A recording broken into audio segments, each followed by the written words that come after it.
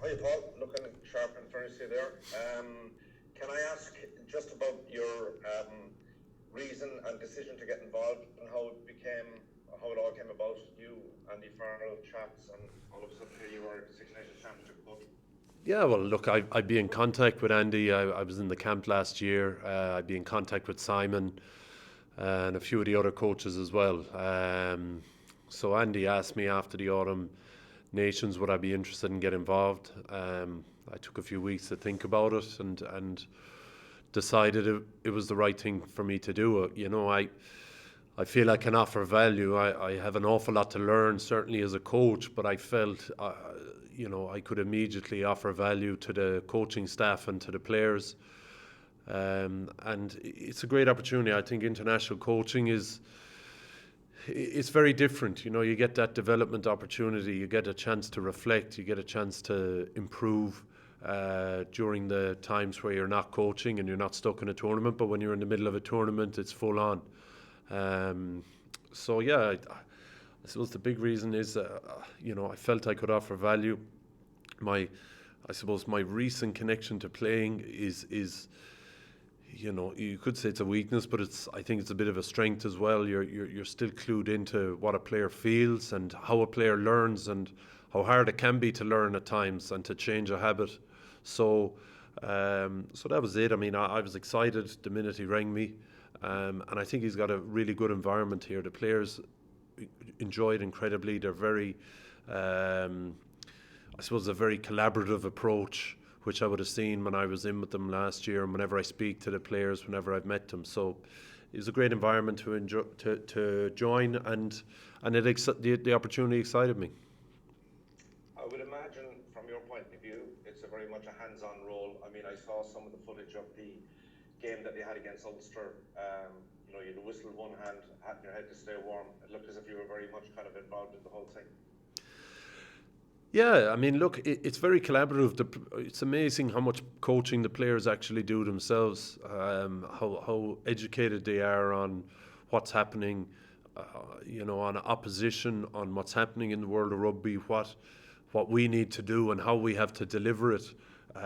So that's very enjoyable for me, but it's also a challenge for me. You want to be in there running the whole show, but Andy has us questioning the players, checking for understanding all the time, and when players understand something, they have a better chance of delivering it physically, and that's something he's big into. But yeah, I suppose, look, forwards coaching and the way Andy does things, everyone is hands on, so you have to be in the middle of it. Good man, thank you. Hi, Paul. Yeah, hi Paul, how are you? Hi, You spoke Sinead. there about offering kind of immediate value. Do you feel in an area like the Lineout that you will have an immediate impact and that it will be better someday? I certainly, I certainly hope I'll have an impact in the line-out, but a big part of line-out is experience. To be able to see pictures and have the feel of what's going to happen before it happens. You need to be there a lot. You need to see it. You probably need to have a bad few days and learn from them. And I think the Ireland line-out has been pretty good. There's been a few high-profile losses right on the opposition line, and they're I suppose they're very expensive. You can lose the line out on the halfway. You may not have scored from it anyway. You haven't an amazing chance of scoring from it. But if you have a line out 5 metres out, it's an important line out. So they've been high profile losses for the line out, and it's been a big learning curve for the players. I mean, I would have went through that as a player as well. And you can do all the analysis and try and put all the systems in place. There is a feel to it, and there is a bit of experience allows you to see the pictures quickly. So that's important for the players. It's an area I've an interest in. I'm familiar with the system that we would use. It's evolved from when I played. But I suppose that there's a little bits and pieces in all the provinces that we steal and poach off each other. So I have a familiarity with the system. So yeah, it's I like to think I can offer value there. It takes a bit of pressure off Simon, obviously, as well. That was a big part for me to be able to come in and know there'd be a really good handover because he was moving to defence. And you have that, you know, anything you do or you see that we've done in the past, you're able to find out the real reason it was done because Simon is beside you. So, so that makes the transition easier as well. And one of the aspects, obviously, is dealing with injuries. Obviously, we got the news today about Quinn Rue and Caelan Doris. What kind of setback is that, and how long will they be out for? I don't know how long they'll be out for. Caelan's obviously flagged concussion symptoms, so he's gone back to Leinster. He'll go through the procedures and protocols there and get checked. And you know, Quinn has a neck injury, so he'll have to go back and get checked. You know, they're two injuries you don't ever want to be messing around with. You have to be careful. So I'm not sure. We've no length of time on either of them, and it's frustrating for them and frustrating for us. Caelan's obviously a fantastic player. I would have worked with him in the under-20s. He was incredible, and he has that X factor, and you need those players in World Rugby now. Quinn, I played against Quinn towards the end of my time, and he was excellent. We had a laugh about my last game, I think against Connacht. I lost to him in the sports ground, and he was brilliant that day. And he's a big man. Great ideas in the line out, you know, so well coached by Jimmy Duffy up in Connacht. So it's been disappointing not to have him in, or not to have him in now going forward. But we have no time frame on when they'll be back. Hi, Paul. It's Ruth Gorman here from UTV. Great to see you Hi. back. Thank you. I just wondered about Ian Henderson, what your plan is with working with Ian. You know, we know how good he can be, but I suppose consistency's been a big issue there. Just what can you do to help Ian with that? Well, I think a big part of consistency is being injury-free. You know, he's in a work rate position where the fitter you are, the more you can deliver. And he's been unlucky with injuries. He's obviously a big man. We don't breed them all as big as him.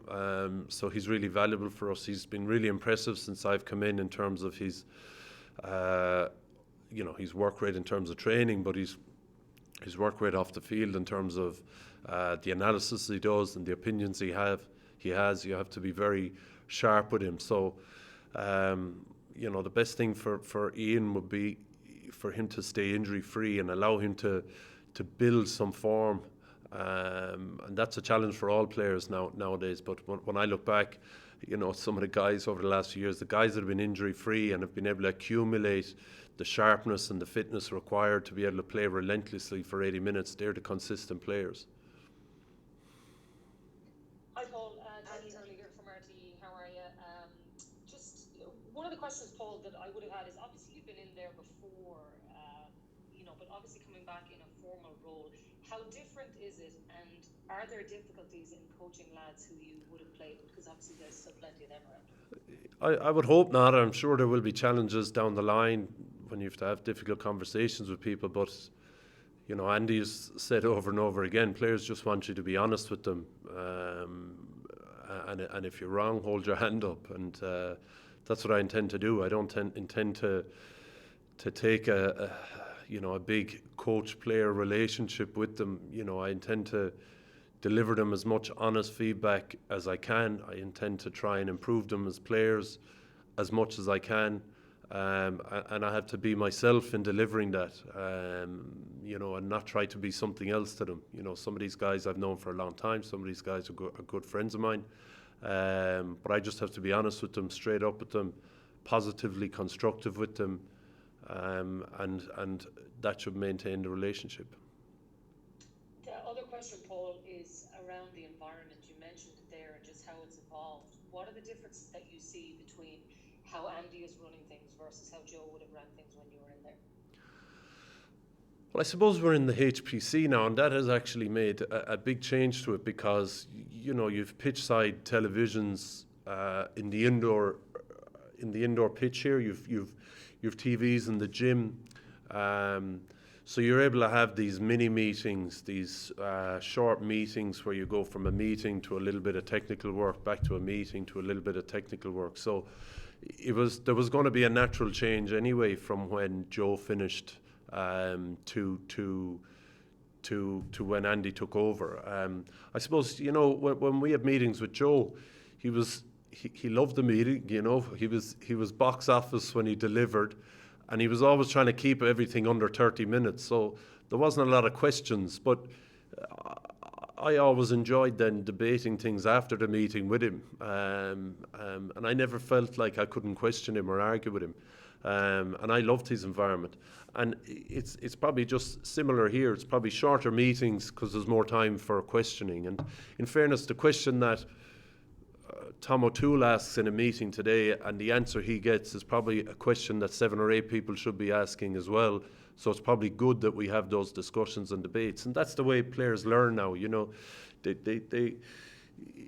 isn't about long meetings. You know, it's short, sharp meetings. They watch things on their phone.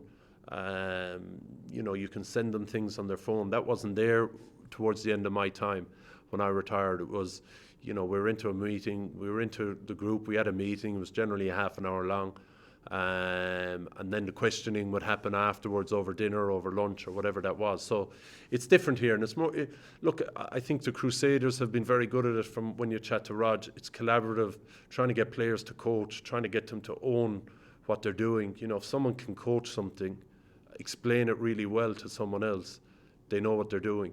And it's a great way to check for their learning and their understanding. Okay, guys, we'll just take the last one in this section from Neil Tracy has his hand up there. Hi, Paul. Just to go back to when you were saying to Michael about how when Andy Farrell offered you the job and you took a few weeks, did the offer itself come as a surprise to you? It probably did, yeah. It probably did. Yeah, I would speak to him a lot, and I'd speak to other coaches a lot. I'm always, you know, I just find watching the game interesting and finding out, you know, even the rugby matches that people find boring these days where there's a lot of kicking, I always find it interesting trying to figure out why teams are doing what they're doing. There's generally a logical reason behind it. So I'd always be picking up the phone to coaches. So, but we hadn't ever discussed that. So it was a surprise. Okay, thanks, guys. We're going to go into the